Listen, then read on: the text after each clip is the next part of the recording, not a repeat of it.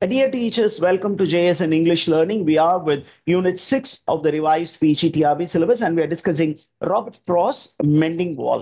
Robert Frost எழுதிய Mending Wall அப்படிங்கிற ஒரு போயம்.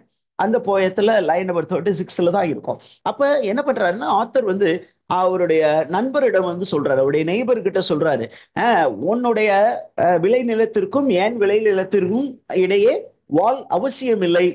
இவரு வந்து ஒரு ப்ராடர் மைண்ட் செட்டுக்கு வந்துட்டாரு. அவரு இன்னும் நேரோட் மைண்ட் செட்லயே இருக்கிறாரு. அந்த ட்ரெடிஷனல் வியூஸையே தூக்கி பிடித்து கொண்டு இருக்கிறார். இப்ப அவரு சொல்றாரு, ஹண்டர்ஸ் வந்து இந்த வேலையை பார்க்கல, வேற என்னமோ இந்த வால் இருக்கக்கூடாதுன்னு வேலை பார்த்துக்கிட்டு இருக்கு நண்பா.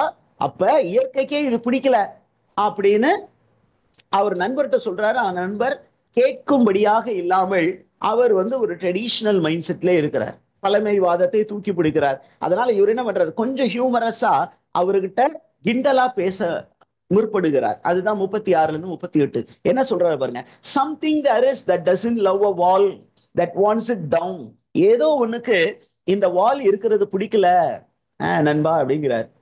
அப்ப அவரு இதை கண்டுகிட்ட மாதிரி தெரியல, இருந்தாலும் இவரு கொஞ்சம் இந்த போயத்துல கொஞ்சம் ஹியூமரஸா பேசினால என்ன சொல்றாரு, நான் என்ன நினைக்கிறேன்னா, this gap is created by a mythological creature called elves. I could say elves to him, but it is not elves exactly, and I would rather. இது ஒருவேளை யாருடைய வேலையாக இருக்கலாம்,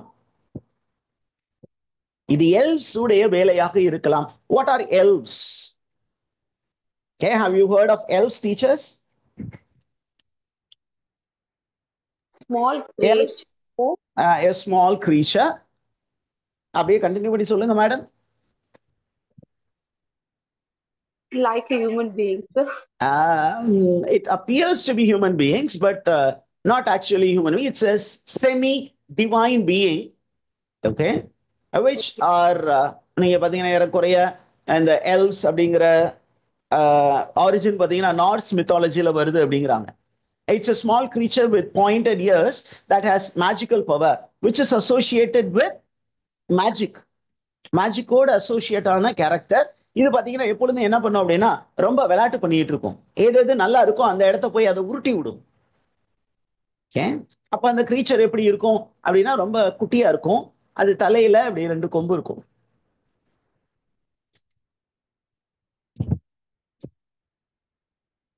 அவ்வளவுதான், கிரீச்சர் வந்து ஏறக்குறைய இப்படிதான் இருக்கும்.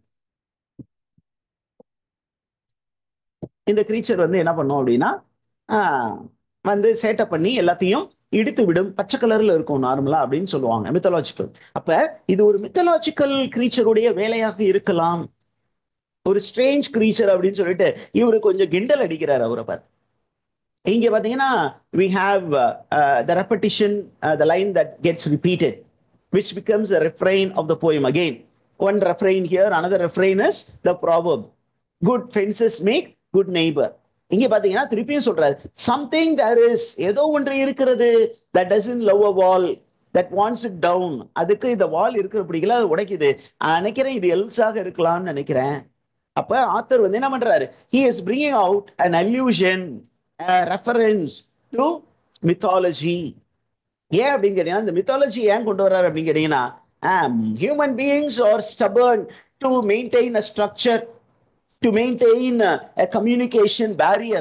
ஆனா இயற்கை என்ன பண்ணுது, with the help of all these mischievous creature is trying to gel human beings அப்படிங்கிற ஒரு விஷயம் நமக்கு ஆத்தர் வந்து சொல்றாரு. Now moving on to line number 39 to 41. அப்ப இவர் இதை சொன்னோன்னே இவர் என்ன பண்றாரு, ஒண்ணுமே கண்டுக்கல. he said it for himself, I see him there bringing a stone. அவர் என்ன சொல்றாரு, இருந்துட்டு போகுது, எனக்கு அதை பத்தி கவலை இல்லை, நான் என் வேலையை செய்வேன் அப்படின்னு இவர் பேசுறத கூட கேட்காம அவரு தன்னுடைய வேலையில இறங்கிட்டார். அப்ப ஆத்தர் வந்து அந்த மனிதன் அவன் வந்து ஒரு வேலையை செய்யறத இங்க இருந்து அப்சர்வ் பண்ணி நமக்கு அப்படியே கொடுக்குறார்.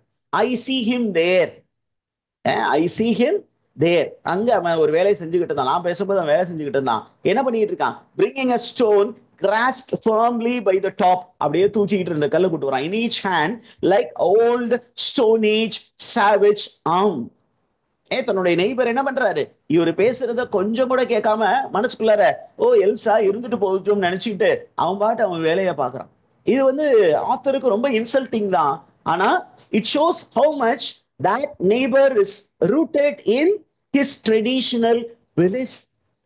அவர் எப்படி வந்து ரெண்டு கல்ல அப்படியே தூக்கிட்டு வர்றாரு, எப்படி தூக்கிட்டு வர்றாரு, like old Stone Age savage with a weapon in his hand. ரெண்டு கல்ல வந்து அந்த காலத்துல ஓல்டேஜ் ஸ்டோனேஜ் டைம்ல பாத்தீங்கன்னா கையில கிளப்ஸ் வச்சிருந்தாங்க. கல்ல வந்து செதுக்கி ஒரு பெரிய கல்ல அப்படி பிடிச்சிட்டு வருவாங்க, அப்படி பிடிச்சிட்டு அந்த கல்லை வச்சு சண்டை போடுவாங்க.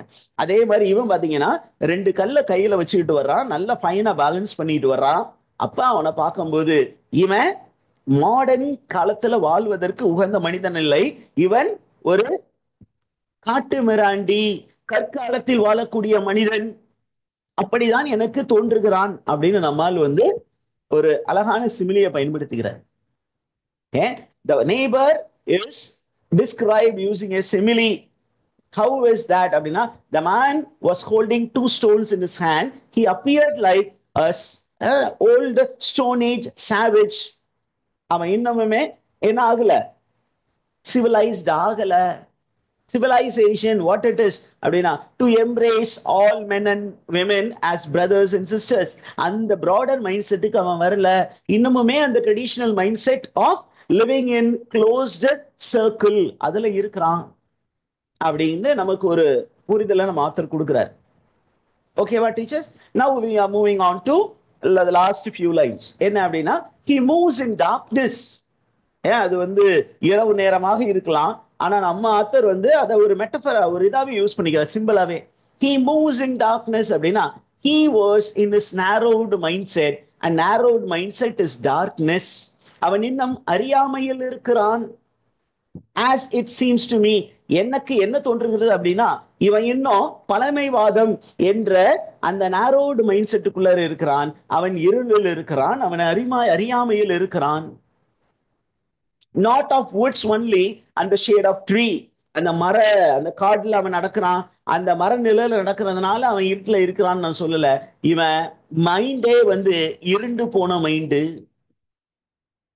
ஓகே, அப்ப நம்ம ஆத்தர் அப்படியே இன்னும் கொஞ்சம் போறாரு. He will not go beyond his father's saying, and he likes having thought of it so well. He says again, good fences make good neighbor. அவங்க அப்பா, அவங்க அப்பாவுடைய அப்பா எல்லாரும் என்ன நம்புனாங்களோ அதே தான் இவனும் நம்புறான். அப்ப இவன் ஒரு ட்ரெடிஷனலிஸ்ட். ஆனா நான் ட்ரெடிஷனலிஸ்ட் இல்ல. I have become a modern man. I have a broader vision of life. யாதும் ஊரே யாவரும் கேளி, தீதும் நன்றும் பிறதரவாரா அப்படின்னு நம்புறவன் நாரு. எல்லாரையுமே அரவணைத்து கொண்டு போகணும்னு நினைக்கிறேன். ஆனா அவன் அப்படிப்பட்டவன் இல்ல. அவன் என்ன பண்ணிட்டு இருக்கான், அவங்க அப்பாவினுடைய சேயிங்ஸை தூக்கி பிடித்து கொண்டு இருக்கிறான். அதை அப்படியே அவன் ரிப்பீட் பண்றான். என்ன ரிப்பீட் பண்ணா, good fences make good neighbour. Right. அப்ப மூவிங் இன் டார்க்னஸ் அப்படின்னு ஒரு ஃப்ரேஸ் இருக்கு. What is the meaning of that? What is the figure of speech used அப்படின்னு கேட்டீங்கன்னா, it is metaphor. Metaphor for closed mindedness, metaphor for ignorance.